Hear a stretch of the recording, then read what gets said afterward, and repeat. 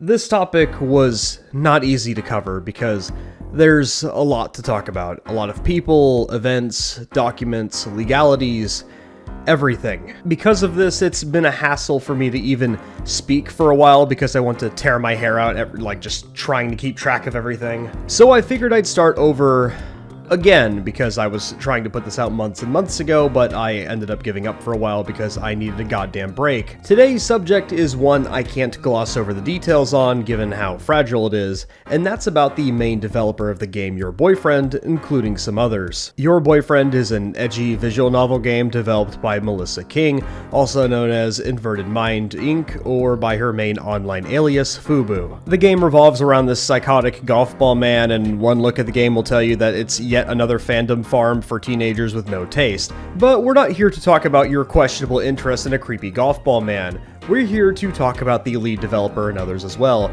Strap yourselves in for this one because it's going to be a pretty gross and pretty long ride. So without further delay, this is the case analysis of the Your Boyfriend allegations. On August the 17th, 2021, an account that goes by Here's the Proof 2 posted a comprehensive document of allegations directed towards Melissa and her husband, Jake, and it was, a lot, to say the least. The allegations leveled towards Melissa and her husband were grooming, abuse, manipulation, and, rape. Now, given any accusation made against another person online, we definitely know by now, and especially now, that these are to be taken as seriously as possible. Accusations like these should have sufficient evidence, and many online users will pick through your accusations with a fine-tooth comb as they should. This document against Melissa was not very good for many reasons. Without spending an hour picking the document apart, many sections were just lacking sufficient evidence, while other sections did contain some amount of compelling evidence to consider, such as many conversations that were posted between the accuser and the alleged Jake. While I was researching this initial document, there was also the big mistake in including completely hearsay witness statements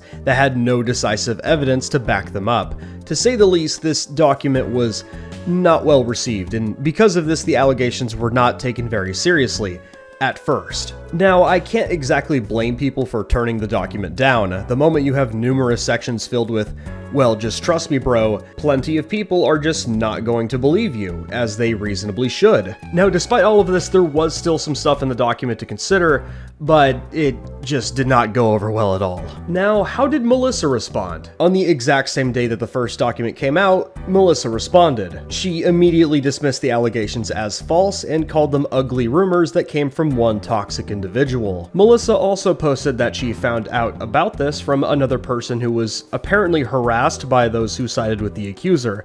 One thing I found a little funny about the screenshot is the fact that Melissa refers to the situation as drama, and oh boy does this channel love that. Melissa also made a quick TikTok video where she basically said the same thing. Good morning, everybody. Quite an eventful few days, am I right? Anyways, as you all know, there's been some accusations going around, some pretty nasty rumors, but I want to confirm to you that all those rumors are completely untrue, alright? We looked into it, and it turns out that the two people making the accusations and the victim are all the same person, and they have pulled this shit off before. Alright, so whatever their account has been taken down on both TikTok and Twitter. It's all been taken care of. And since we also know this person now, since we have a name, if they so much as pull this off again, we can file a lawsuit, alright? So, long story short, the rumors are not true. Fucking disgusting, okay? That's one of my biggest triggers, alright? Just don't talk about that shit. And sure as hell don't accuse me of that bull, okay? Unfortunately for Melissa, this was also pretty vague. Not to mention that a number of statements here that she says, in hindsight with what I'm going to show later, doesn't exactly help her case. However, we're not here to talk about what happened later, at least right now, we're talking about what happened at the time. And at this point, people didn't know who to believe. People were a little bit confused by the vagueness from Melissa, but people were also not very happy with the hearsay from the initial accusations. So the best option was to just wait and see what would happen. Mainly because the end-all be-all question of why should people believe either side weren't exactly satisfied and everything moved along as normal. And then you notice the runtime of this video, because this case turned out to be a little bit different than the normal internet allegations we're used to. A second document released on August the 20th was made with the intention to clear the air on the big skepticism around the first document. Usually people don't get second chances in situations like these, but this one is definitely different, so let's take a look. Now, I did skim over the first document pretty quickly, but it was mainly because everyone agrees that it just wasn't good, even from the people who wrote and spread it. The accuser of all of this is somebody that goes by the name of James, who attempted to remain anonymous initially. James is a trans man, so if you see evidence calling him by a different name or by different pronouns, that's why. First off, legal action was actively being taken against Melissa and Jake for their alleged actions before the first document was even posted. This is what people should definitely try to do, even if it could be likely that a court wouldn't side with you. It's worth a shot if you have some sort of case to stand on, and that's exactly what James would attempt to do. The legal action was split between a civil case and a criminal case, which we'll talk about more later. There are decisive outcomes of those court proceedings that are worthy of note, but back to the documents for now. Like I said, this document served the purpose of clearing the air on many parts of James's story. One of the most notable aspects is showing extensive evidence that the Skype accounts that were claimed to be of Melissa and Jake's were more than likely their accounts. Many clear screenshots with specific dates of conversations were shown, which included the alleged Melissa account sharing work-in-progress art for the Your Boyfriend game. We also have the fact that the account was tied to her phone number as well. Now, there is one thing that I noticed that literally nobody else did. Now, in this screenshot, somebody is posting, from what I can at least understand, work-in-progress stuff for the Your Boyfriend game, or at least related material. And of course, I activated my big brain and looked at the links that were in this screenshot specifically. Video number 1 came up with nothing, however, it was indeed a video that existed at some point.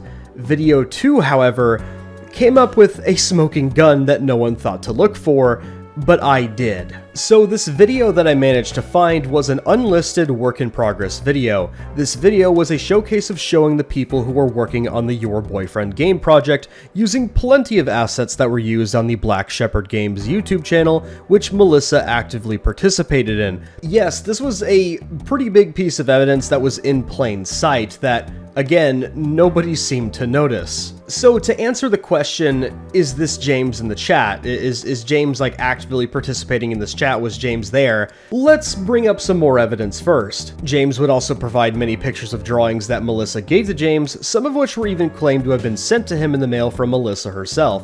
James would show a little bit more details about the letters later on, showing that it was, yeah, probably from Melissa. The amount of effort it would take to fake something like this would just be utterly ridiculous. I mean, hell, you could even see some of the drawings that were given to James, like as a full-on digital image in the logs themselves. Not only that, James provides many photos of James and Melissa going to conventions together as well. Yeah, compared to the first document, James definitely learned a lesson in providing much more needed evidence. So to answer the question, can James prove that he was at least there, and at least there in person? Yes. And I haven't even talked about the legal cases yet, which proves this even more. Like, literally on a legal level proves. But again, we'll get to that. Alright, so I think I've established that James knew Melissa and a number of the people that surrounded the work on Your Boyfriend. So now we need to move on to the most pressing issues. Let's start with the allegations of grooming. Okay, so James was there. Can it be proven that Melissa knew that James was a minor at the time? Fortunately, I don't have to go very far around that, because in a private conversation with the user known as Aiden Ferris, Melissa acknowledged in July of 2017 that James was a minor. Melissa says here that she thought that James was actually 19, but then figured out later on that James was a minor, due to James's own confession. Okay, so it can be proven that Melissa at bare minimum knew that James was a minor in July of 2017. So going back to the Skype conversations, these conversations were thankfully dated to understand if Melissa interacted with James in a sexual manner afterwards. Looking at much of the evidence, it is pretty apparent that Melissa would unload her degeneracy on James well after knowing he was a minor. Keeping in mind this wasn't an 18-year-old messing around with a 17-year-old. Melissa at the time was well into her 30s, and her husband was even older than her. And speaking of which, let's talk about Melissa's husband, Jake. James has actively accused Jake of raping him, and I need to go on a quick tangent because it's very important. Rape is a crime that often goes unreported, and even if it is reported, it's a hard crime to prosecute without concrete evidence. So let's see what James is able to provide in these documents that could potentially put together a timeline to understand his side of things. So as I'm looking through these conversations with Jake, I need to remind the dear audience that during these messages, James is 18 while Jake is in his late 30s. Just keep that in mind. These conversations that I'm going to show detail that James and the alleged Jake had a very sexual relationship in 2018 with many detailed conversations of the acts. I'm not going to get into a ton of details here, but Jake definitely expressed a lot of interest in James, saying he wants to tie him up and explore his body, among other things. Now, at the time, James did give Jake consent to the sexual relationship. Now, to map out the timeline that James wants everybody to know, I have been provided a detailed timeline to make this a little bit more easy to understand. April 2018, James's relationship with Melissa and Jake turned sexual. Every few months, Jake and Melissa fly out to visit James, take him on dates, and have sex with him, consensually. July the 7th, 2018, Jake helps James lie to his mother about the relationship and convinces her to not pick him up while they're out on a date. July 2018, Melissa drops out of the trip plans to meet up with James, leaving Jake to go alone and to tell James that Melissa no longer wanted a relationship with him.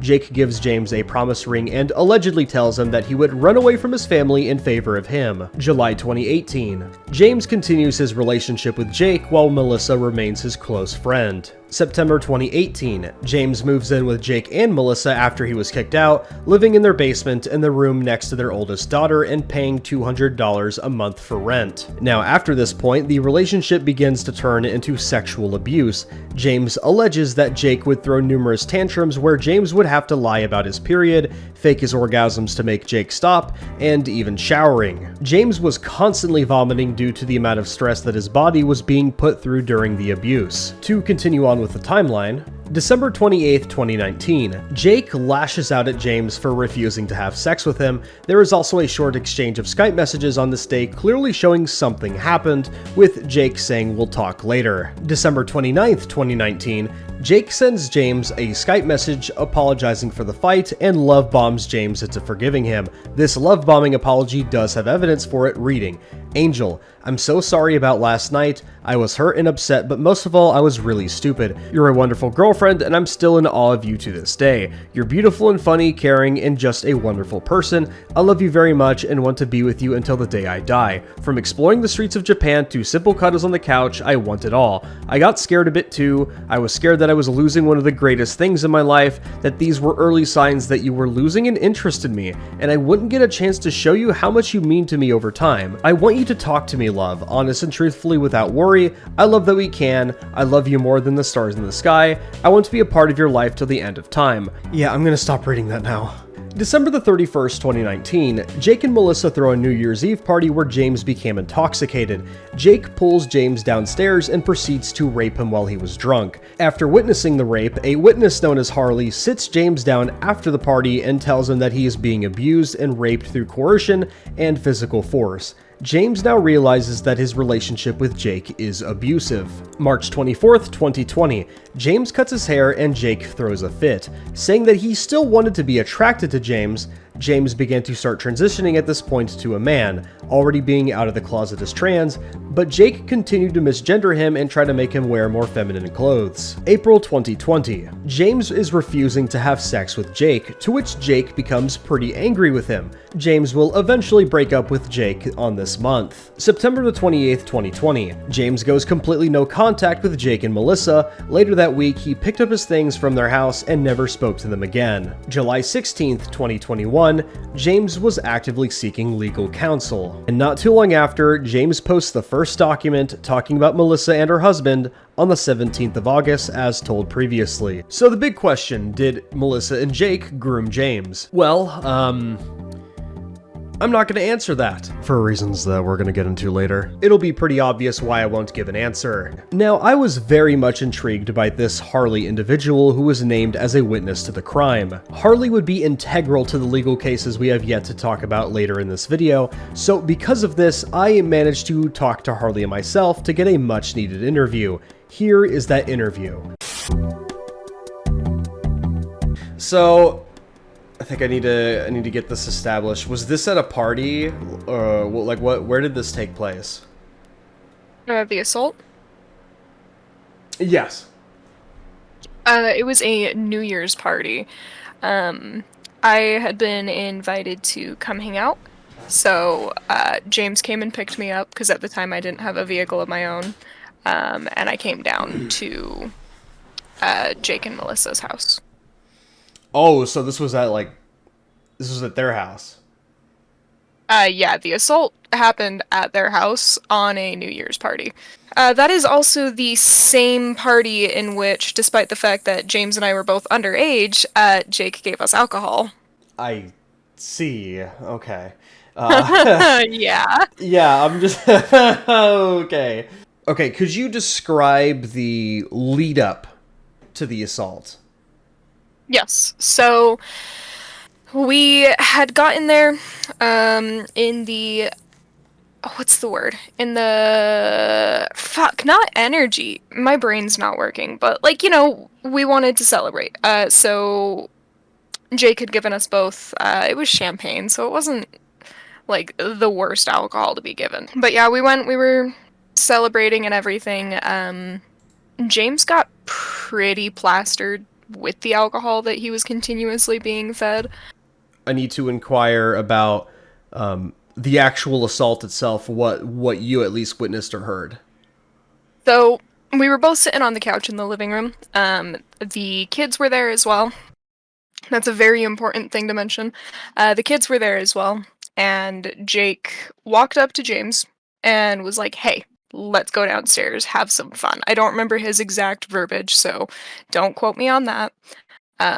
But James was like, "No, I want to stay with Harley. I don't get to see her all the time, blah, blah, blah." And he basically yanked James to his feet and dragged him downstairs. It wasn't long until I heard James begging him to stop. It was, "Jake, please stop," crying the whole 9 yards. And there was a little bit of grunting from Jake's side as well. In the vein that it's very clear what was happening with James begging for Jake. I almost said James. With James begging for Jake to stop, and Jake very clearly enjoying himself. A lot of people gave me a lot of shit because I didn't go down and stop the 6'2" roller coaster mechanic. In that moment, I completely froze up. I've been assaulted. It's a trauma response. You just kind of stop everything you're doing. But the other thing was there were 2 kids with me, and I didn't want to scare them because Melissa wasn't doing fucking anything to try and situation control. She didn't put a movie on, anything like that to try and make it so their children weren't hearing this. She was just complacent. I didn't even know they had kids. All right. And I guess the last point in particular is the aftermath. So, James came back up. He obviously didn't look all there, and not just because of the drink. The drinks, but he didn't really look all there. You could tell something had happened. And, we continued as normal for a little bit, but then I ended up taking him downstairs and, into his bedroom. And I sat him on the edge of his bed, and I kneeled in front of him, and I was holding his hands. I said, "James, do you understand what just happened to you?" And I don't think he really did at first, but he started breaking down crying when it finally, sunk in. I think as, a trauma response, his brain just didn't allow him to think about what had happened. Yeah, and also the fact that he was still plastered and... And it was then and there that we started coming up with a plan on, how to get him out of there and everything. And he asked me not to go to the police about it because as it sat, he didn't have anywhere to go. And he was really scared that if the police got involved while he was still stuck living with them, that things would go severely poorly. Yeah, that's a very much natural response.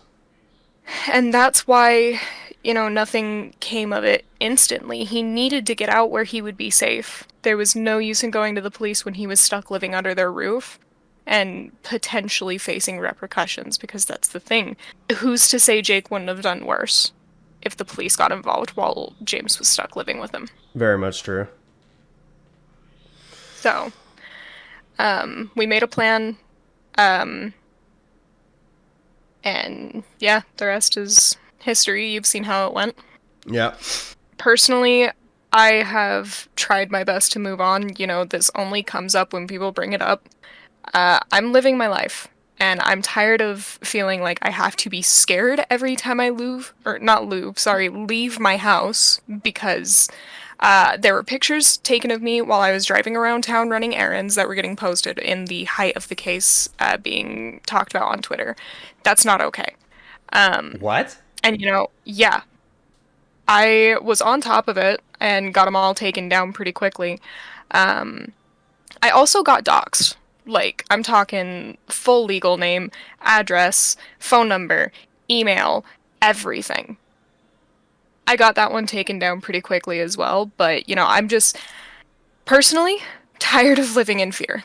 It's not fair that, I feel like I have to go by a different name in real life, that I feel like I have to change what I look like so that I can go enjoy the things that I love doing without somebody coming up to me and bringing it up, or, harassing me or anything like that. Not to mention the fact that they brought my boyfriend into it when he had nothing to do with it. I don't feel safe in my own community because of the way things were handled on their end. And I'm just tired of it. I want to move on. So, fun times. Alright, so after that interview, it's basically the most important piece of evidence as far as I'm concerned about the alleged incident. However, there is one aspect about it that leaves much for me to think about. As I've done my dozens of hours of research for this video, I kept seeing random rumors being thrown about that there was an actual video of the events surrounding the alleged assault. Now, I cannot say for certain that such a video exists, and I don't think the people involved would tell me either, so for now I think it would be left up in the air as speculation and nothing more. Now to the legal battles. As I've mentioned before, there are several court cases that encompass this whole ordeal, 3 of which have been made known to the public. Number 1, a criminal case against Jake. Number 2, a civil protection case against Melissa and Jake. And number 3, a libel lawsuit against James, Harley, and another person. And fortunately for us, we have a few sources to go off of from these, one of which is Harley herself, and a very strange account named Learn the Truth 1999, which we'll talk about later. Now, it's important to note that the first 2 court cases have been concluded. Harley commented on the results of the first 2 cases to the public, while the Learn the Truth account posted literal court documents of one of the cases. Yeah, we'll get to that. Thankfully, Harley made the information easy to digest for the public last year, stating this concerning both the cases against Melissa and Jake, reading. Here's the long-awaited update, and this will be a long thread, so please bear with me. For starters, I have good news and bad news, and we're gonna have to start with the bad. The rape criminal case was shelved due to insufficient evidence. It was not shelved for any other reason. This does not mean anything bad about the rest of the situation as a whole. Out of 1,000 rape victims, only 25 will see their abuser behind bars. James knew the likelihood was low, but he got it out there and it can't happen again. The good news is the protection order was granted. It requires proof that the petitioner is in an unsafe or uncomfortable position. Jacob King admitted to knowing that James was drunk when he took him downstairs. It doesn't take a rocket scientist to understand that if you're intoxicated, you can't consent. This admittance was a turning point for the protection order, and we're incredibly grateful that we were able to see this justice, even if it isn't a huge amount. For those of you who want to know where we're going from here, this will be the end. We're all moving on with our lives, and we ask that you allow us respite from all of this. We're asking that you stop trying to find James, stop trying to find Doe, stop trying to find Harley, me. We all want to move on and live our lives, and we hope that you can all do the same. This has been so stressful, no matter what side you took. Cruel things have been said on both sides, and we all have been very on edge. Please never forget what happened. James fought tooth and nail so that nobody could be hurt by these people again. Jacob is a rapist, and Melissa is a groomer. The amount of evidence that we have that there are minors in the YBF server is concerning. Jacob admitted that he knew James was drunk, and that is enough to warn people of his actions.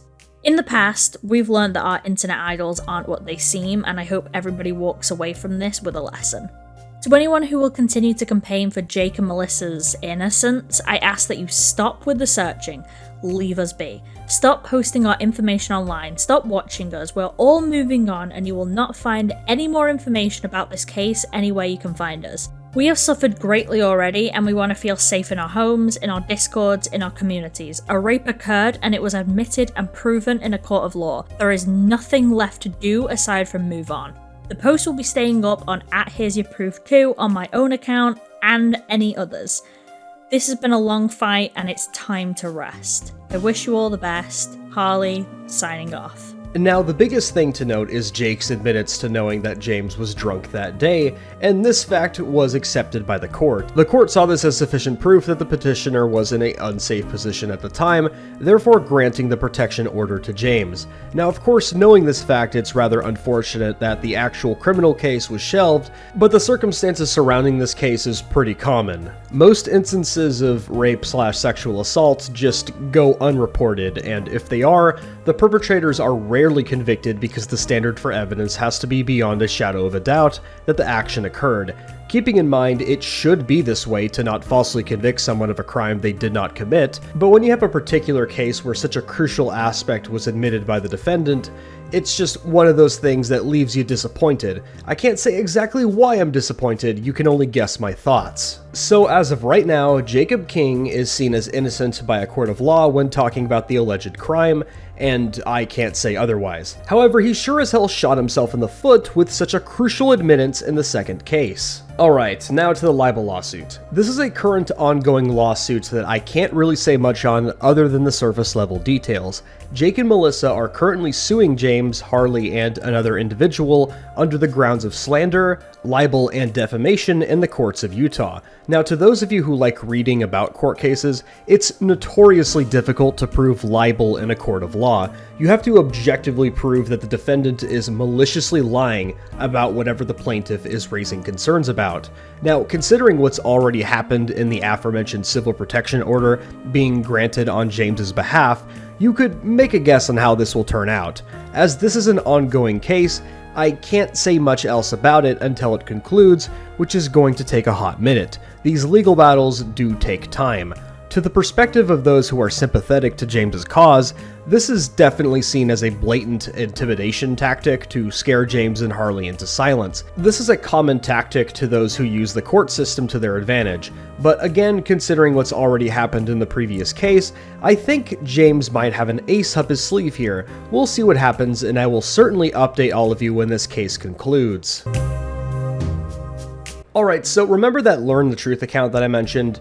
Yeah, there were many weird instances of these, anonymous accounts that would just pop up and start to do very ethically questionable things.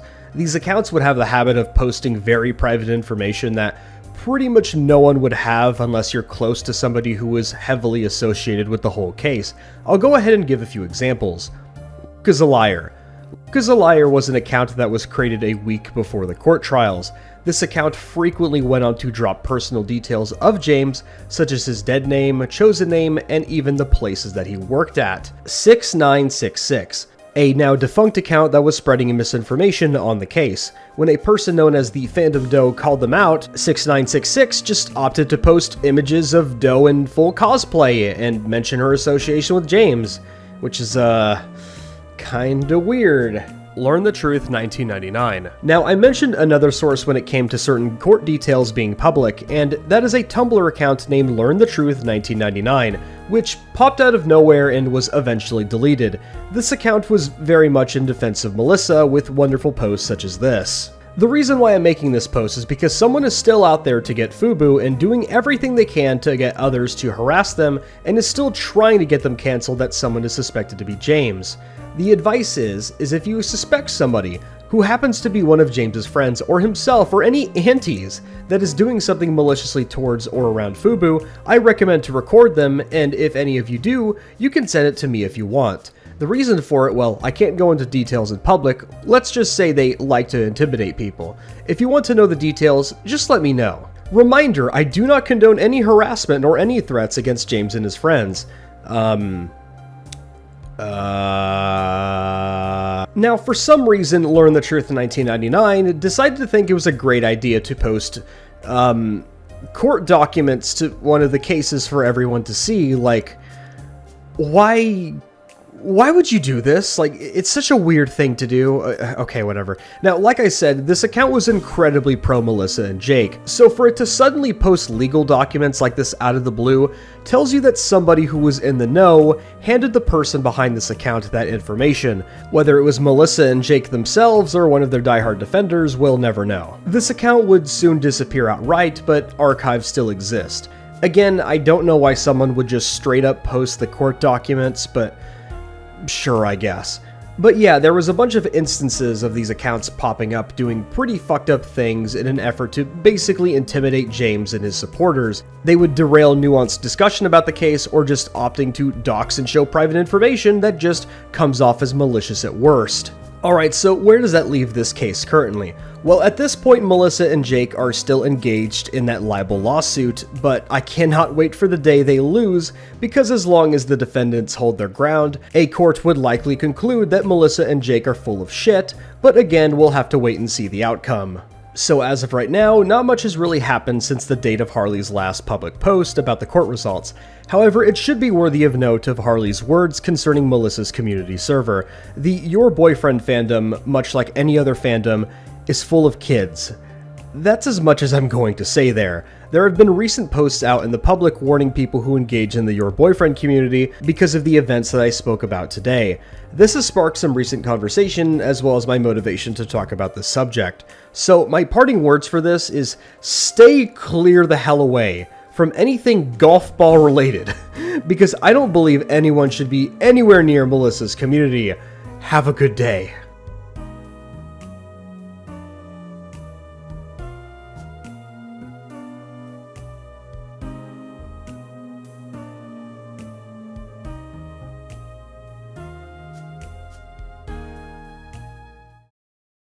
Death to Golf Ball Man.